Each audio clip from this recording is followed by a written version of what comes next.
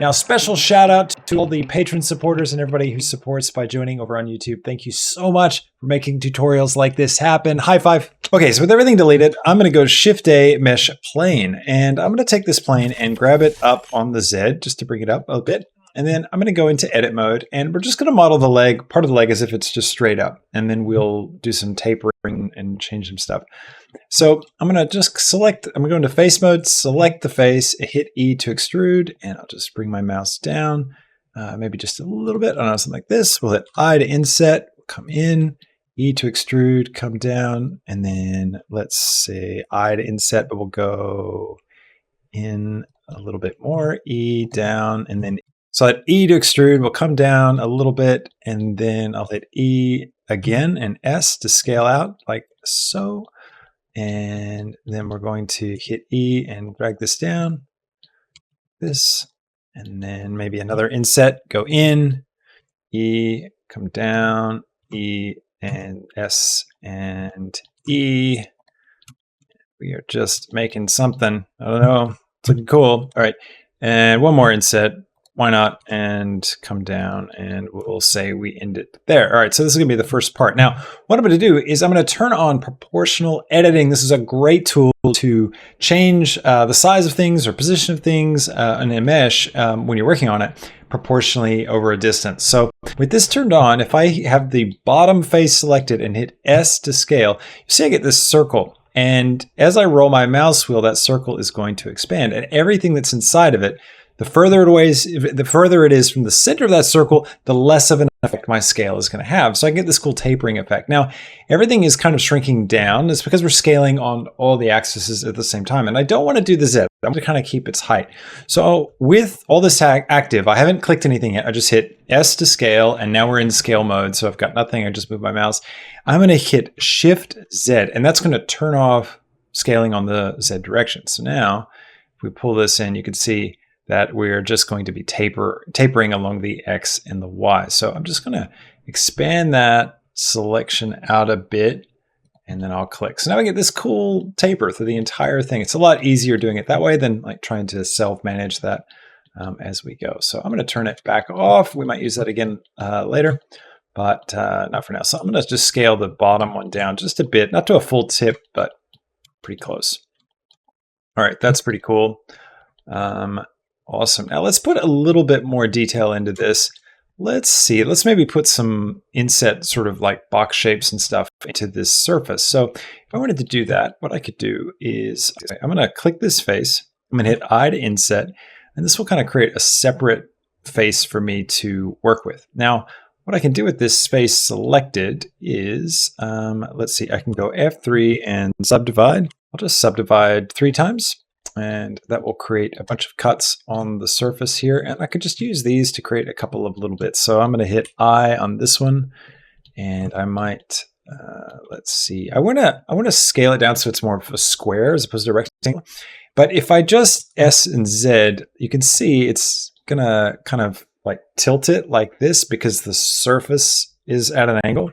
So another way of doing it is to grab this top edge and just double tap G. That will slide this edge along the face that it lives on. I'll double tap G, and that's a great way to do that. It's pretty cool. So come here, and I'm going to hit E to extrude, grab X, and I'll just punch it in like that. And I might make another one, maybe a larger one here. So I'll grab those 3, inset those, and then I will go to edge mode, grab those 2 edges, bring them up, and then back to face mode, and E to extrude, grab X, bring that in.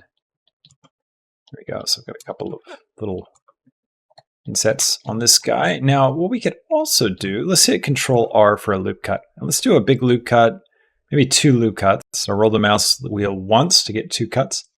Now I've got this big cut right down the middle, and then I'm going to go to face mode. I'm going to hold down Alt, and I will click this edge right here, and then I'll grab this loop, this continuous loop. All right, so with all these guys selected, I'm going to hit E to extrude and S to scale, and we're just going to scale. I'll Shift Z so we don't scale on the Z, and I'll just bring that in.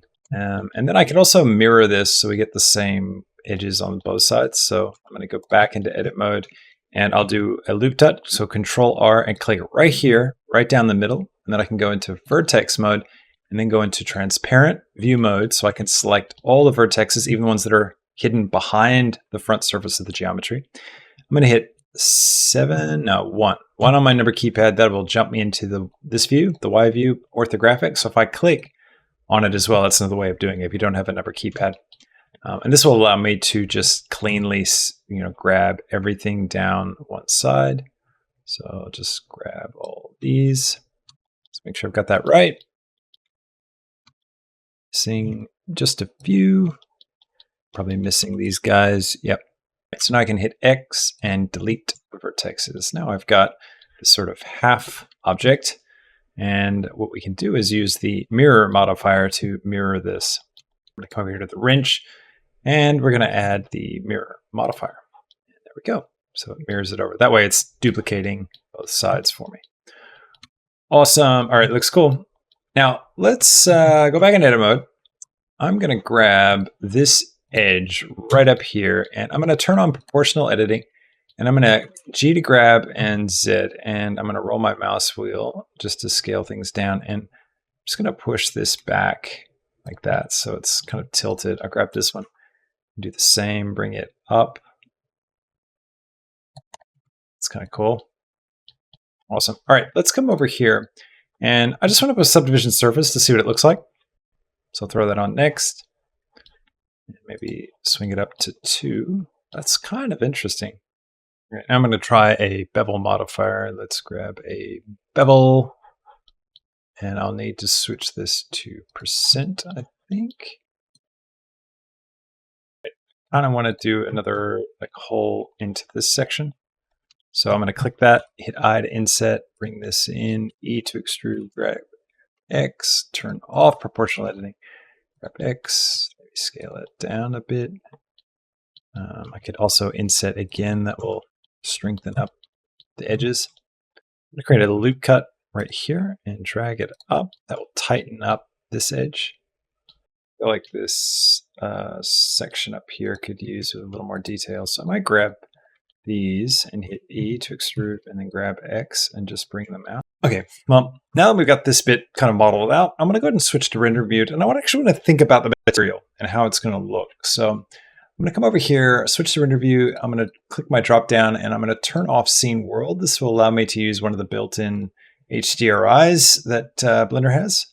Turn up the world opacity so it's not so gray and I can actually see this thing at work. And then what I'm going to do is I'm going to come over here to the render tab. I'm going to turn on ambient occlusion and screen space reflections. And I'm going to leave bloom off for now. Now I'm going to take this and I'm going to switch to my shader editor. Actually, probably better if we do this the other way. So I'll get that window, bring it down, and I'll split my viewport like this. I'm going to turn off all my widgets and stuff so we can see clearly.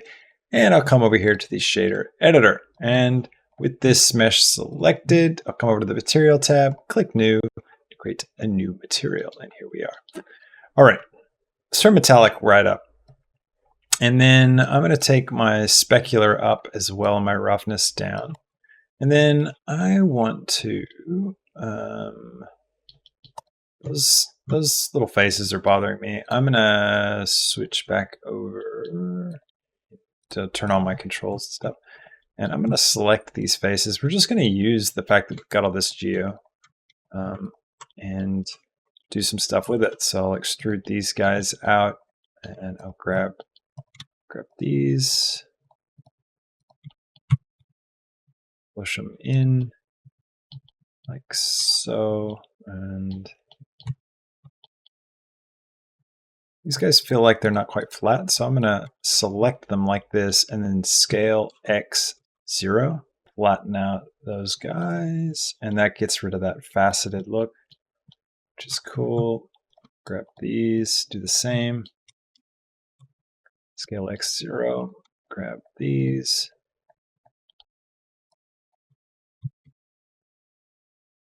And these. It's a lot cleaner looking now. There we go. I'm going to grab a Voronoi, which is really great for sort of making mechanical textures. And I we'll go over here and let's grab a color ramp. And I will feed the distance into the factor. And then I'm going to grab a bump map and I'll drag the color into the height and then the normal into the normal. And then I'm going to switch this from F1 Euclidean to Chibouchiv. There we go. And I'll drag this up and drag this down and get a bit closer so you can see what's actually happening here. But as you can see, as I get these closer together, we start getting these sort of machine lines, which looks pretty cool. Now, effectively, these become like separate panels, so it'd be kind of cool to create some variation as well in the material. So let's see if we can do that. I'm going to Shift-D this color ramp to duplicate, bring the distance into the factor, and the color into the base color. There we go. And I'll take this black, and I'll give it more of a, just a little bit of a gray. And that's pretty good. Cool. Maybe if we had some little like random like round circles, it could be nice. How are we going to do that? Let's see. I could create a, maybe Voronoi again, to be honest. Like the distance into the emission so we can just see it. And I'll Shift-D this color ramp. And let's see. The scale up. Yeah, I'll take the random down. So this will create an even pattern of circles. And I can use these guys to kind of shape them.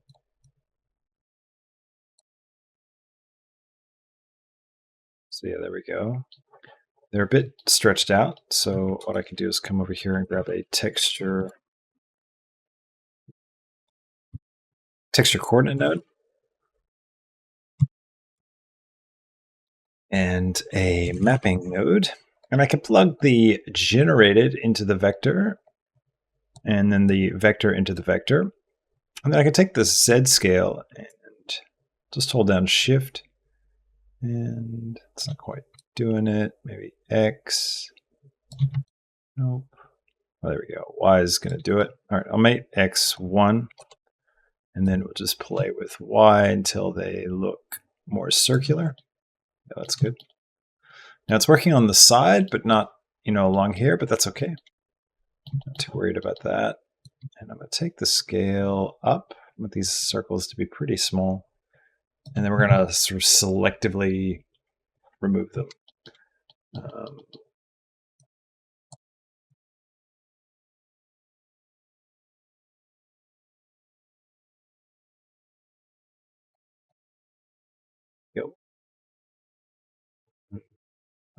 Maybe I won't selectively remove them. It's kind of cool, like those dashes as well.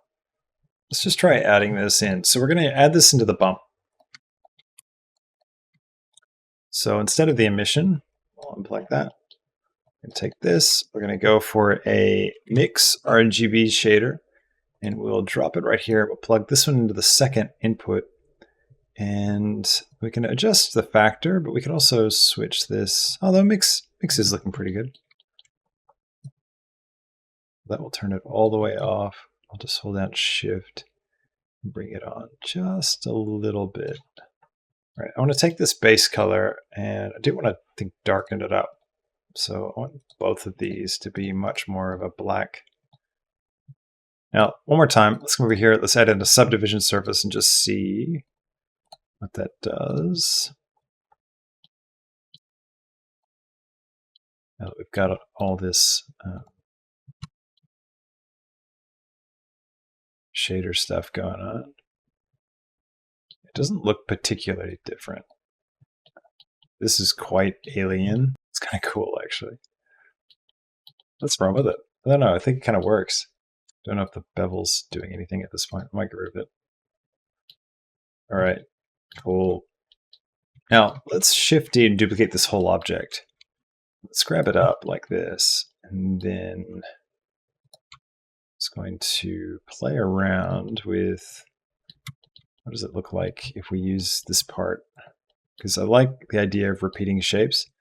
So I'm going to go into edit mode, and I might grab the tip and Control plus to expand my selection till we get up to here. And then I'm going to delete those vertexes. And then let's Shift D one more time. Bring this around and think about how's it going to connect to the body. So I'm going to make sure I've just rotated this on the X. So I'm going to 0 the Y and the Z. 0 the Y and the Z there as well. 0 out the X. I'll put it right in the right spot. 0 the X, this one out. And maybe we use this section for this bit. So we can come up to the top, grab that face and Control plus, delete those faces, delete those faces. Now we've got this bit.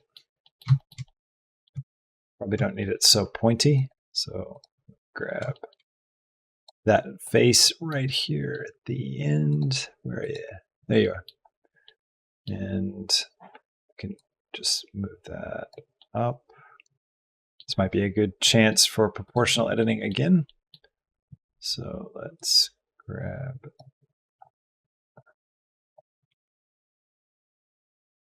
Maybe it's got 2 at this point. Like we duplicate with Shift D and then line those up right there, right there. It's kind of cool. I'm going to right click on these guys, set origin to geometry. I'll do the same. Actually, I'll keep that origin up there. I'll keep that. That's good. What I might do is select both of these guys and then Shift S, cursor to selected. That'll put a cursor right there. And then Shift A, empty, plane axis, empty. And then I can just take all these guys and then Control click that last over in the outliner and then come over to my viewport and Control P. We're going to parent to this empty. Then what I can do is right click on the empty, select hierarchy, and then we can Shift D and we can start to position these a bit. So grab X, rotate Z, 1, 2, select, oops, select hierarchy, Shift D, rotate Z. All right, so let's create a simple body now. I want to use one of these. So I'm going to Shift D to duplicate, and I'm going to grab it right here, and I'll rotate Z, grab Z. I'm also going to unparent. So Alt P, clear parent, Alt P, clear parent, keep transformation. Scale this up a bit and rotate Y. I kind of like the way that's pointing forward a touch.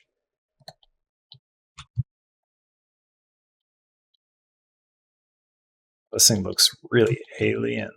Now we need to get some eyes. So let's go into edit mode and I'm going to select, let's see, I'll get these 2 front faces. Shift S, cursor to selection, and then back into object mode and Shift A, we're going to create an isosphere and I'm going to turn the subdivisions down to 1. We'll go 2. We'll go 2. All right. And I'll scale it down. Kind of want just like an array of these guys. So I'm just going to come here, click new to create a new shader, change the emission to like a bright red, and I'll turn the emission strength up. I'll come over here and turn on bloom. And what I can do is I can just Shift D actually, and just randomly place a bunch of these, maybe change their scale, paint these out, onto it. I can select them all and Control J to join, so it's a bit more manageable. They're just one object. Right click, set origin to geometry. That'll put the origin right there. Now we've got these guys and we can push them back maybe into the head a bit. And then Shift S, cursor to selected. And we're going to create a light, point light right here with them. And I will make its color a red and turn the power up maybe to 100. That'll help that the light really, glint off of things a bit better. All right, I want to switch to the local and just play around with the angle of these legs. See what it looks like.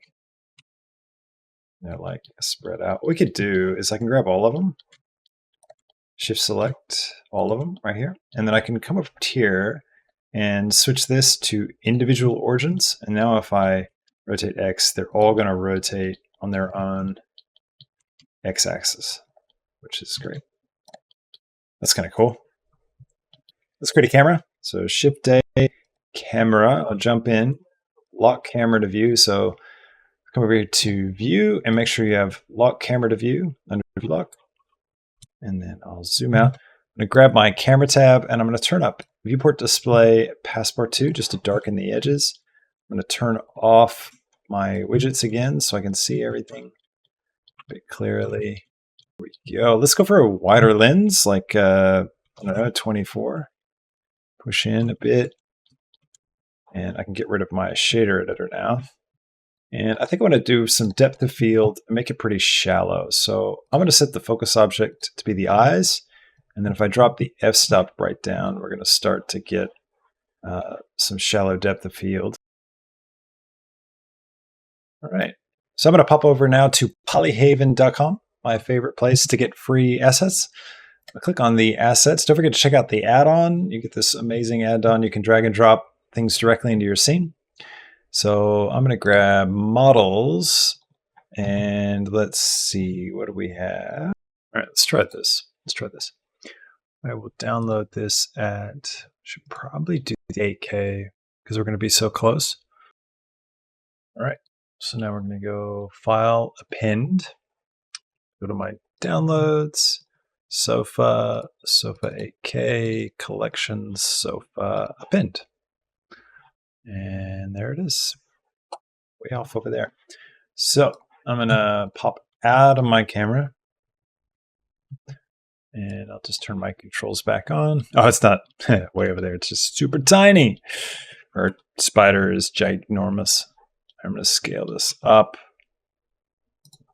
And rotate Z. I'm going to create a plane as well. We can stick as the floor. I wonder if we could steal the wood texture from this and put it on this. What happens if we put the sofa? Oh, that's kind of cool. Not a bad cheat. It's this kind of inlaid floor thing. Oh, that does look like a bit of carpet. Let's grab the camera, and I'm gonna just give it a bit of a Dutch angle like that. Back to my shader editor, and I'm gonna switch to the world shader. Let's find an actual HDRI. So I'll just go back to Polyhaven. Models, let's see, let's go to HDRIs, and I'll find indoor. Oh, that's creepy. Let's try that. We'll come here, and we'll grab an environment texture node, click open, go to the downloads, and where is it? Fireplace. Open. And then let's stick this color into the color. And we're going to switch our render view to use the scene world. Yikes. And we're going to grab a coordinate and a mapping. Generated into vector, vector into vector. And let's rotate this around. Oh, that's kind of cool. So I'm going to bring the strength right down. Might add a sun lamp. And I'll give it kind of a blue, so it's like a nighttime light. Now, if you want to get the final image that you see here with all the compositing and lighting effects and everything, I go into a lot more detail in the fully uncut version of this video, which you can find over on Patreon, or if you join on the YouTube channel, you'll find it in the community section there. Thanks so much for watching this tutorial. I hope you really enjoyed it. If you hit that like button, don't forget to subscribe to the channel. Leave me a comment. Let me know what kind of tutorials you'd like to see in the future. And don't forget to check out Patreon, where you can support this channel if you like seeing content like this. You can also join here on YouTube. That's another great way to do it. Thanks so much, everybody. I'll catch you in the next tutorial. Until then, have a fantastic week. See ya.